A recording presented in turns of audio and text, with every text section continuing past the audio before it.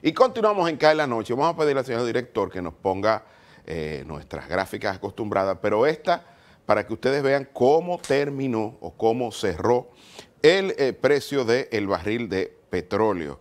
Estamos hablando del crudo de Texas, que es de alguna manera, ¿verdad?, el de referencia para nosotros. Miren aquí en nuestra querida pizarra electrónica que tenemos aquí para todos ustedes.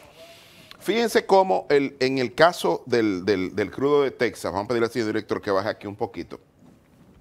Fíjense cómo ha estado, incluso estuvo por encima de los $120 el barril, llegó a estar a 128. Pero hoy terminó en los 81,96, tal y como dice aquí este gráfico que reportamos ya al cierre, exactamente al cierre, a las 6:03 aproximadamente. Fíjense cómo ya en los 81,96, estamos hablando de $82 el barril, eso quiere decir que está $3 por debajo del límite inferior impuesto por el presidente Luis Abinader para fines de subsidios. Pero hay que ser conteste con algo. Este es el precio de hoy. Mañana vamos a ver qué pasa, porque es el promedio semanal, no es el precio de un día lo que se toma en cuenta. Así es que quiero que ustedes vean esto, porque es el precio más bajo desde el comienzo de la invasión rusa a Ucrania. Fíjense, repito, que estuvo casi en los $130 el barril y ya está en 82. Eso es una buena noticia para nosotros, sobre todo para las finanzas públicas, por el tema del subsidio. Vamos a pedirle al señor director que nos ponga otro gráfico para que ustedes vean qué es lo que está pasando o qué ha venido pasando con los países europeos, cómo el precio de la energía, o mejor dicho, los combustibles utilizados para la energía, está afectando el poder adquisitivo de la familia. Aquí están. Miren cómo está el precio de la electricidad en Europa, desde la United Kingdom, desde Inglaterra, Italia, Alemania, Holanda, España. Son precios que cuando uno compara el último año, fíjense todo lo que ha crecido. Desde enero, estamos hablando ya a junio, julio, fíjense cómo ya a mitad de este año, se ha disparado con respecto al mismo periodo del año anterior. Incluso cuando uno mira enero de este año, fíjense cómo eso se ha disparado y, lógicamente, la explicación es la invasión rusa a Ucrania. Estamos viendo el precio por kilovatio hora, que es un precio bastante alto cuando se compara. Pero vamos a ver qué han tenido que hacer los estados. ¿Qué ha significado este aumento? Porque los estados han tenido que subsidiar a los hogares y a las empresas, porque con estos precios prácticamente salen de competencia, porque si ya con estos precios, por el efecto de segunda vuelta, es decir, cuando aumenta el precio de la energía, los empresarios tienen que transferir ese aumento de costo a los bienes y servicios que venden. Entonces, ese efecto de segunda vuelta está afectando la inflación, que está explicada fundamentalmente en el ítem de alimentos y bebidas no alcohólicas. Pero fíjense lo que está pasando también en los hogares. O sea, no solo estaba aumentando el precio de los alimentos y bebidas no alcohólicas, sino también la factura eléctrica. Entonces vamos a pedir al señor director que nos ponga el próximo gráfico para que ustedes vean lo que ha representado las transferencias que han tenido que hacer los países para poder morigerar el efecto del aumento de los precios de la electricidad. A propósito, cuando hablo de transferencia, hablo de los famosos subsidios, ¿verdad? La transferencia que ha tenido que hacer desde el presupuesto el gobierno central a los países para evitar que las empresas y, lógicamente, los hogares no tengan que asumir todo ese de golpe y porrazo. Fíjense aquí, Grecia, eso es por encima del 3.5% del Producto Interno Bruto.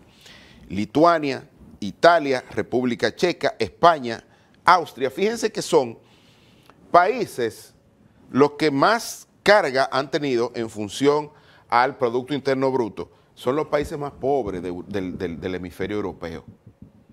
Estamos hablando de Grecia, ¿se recuerdan de aquella crisis de Grecia que tuvo que intervenir el FMI y que tuvo que intervenir la Unión Europea y todo el mundo y le impusieron condiciones y que gracias a Dios ya Grecia comenzaba a salir? Va a tener que destinar casi 4% del Producto Interno Bruto, tiene que transferir para morigerar el aumento del precio de la energía eléctrica, tanto para los hogares como para las empresas. En el caso de Lituania, Italia, República Checa, que es un país que tiene una característica porque es un país mediterráneo y su principal proveedor de energía es Rusia. Imagínense cómo está la República Checa. España, que es el país europeo que tiene mayor presencia de regasificadoras, es decir, los que reciben estos barcos de gas natural por criogenia y lo transforman, pues España también va a tener que destinar una parte importante, estamos hablando de 2.4 o 2.5% del PIB. Austria igualmente, pero fíjense los más grandes, tanto Francia como Alemania van a tener que destinar recursos importantísimos, claro, menor al 2% del Producto Interno Bruto debido a la magnitud de sus economías. Entonces, aquí hay un serio problema en la Unión Europea y ya algunos especialistas han hablado de la posibilidad de que la Unión Europea, como la conocemos, comienza a tener problemas por el tema de las sanciones impuestas a Rusia y cómo eso le está afectando el nivel de vida a los europeos. Así es que ya ustedes saben. A propósito del tema, quiero ponerle para que ustedes vean que lo que está haciendo el gobierno dominicano, que anticipó, iba por el mismo sentido de lo que han tenido que hacer los países de la Unión Europea. Es decir, yo no puedo dejar que los hogares y las empresas absorban el aumento de la energía porque eso tiene, repito, un efecto de segunda vuelta en la inflación.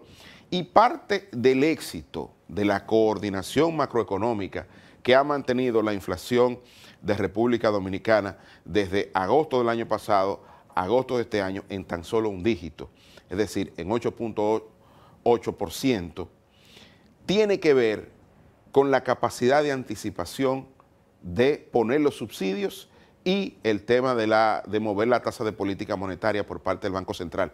Vamos a pedirle la última lámina al señor director para ver lo que establecía ese presupuesto reformulado.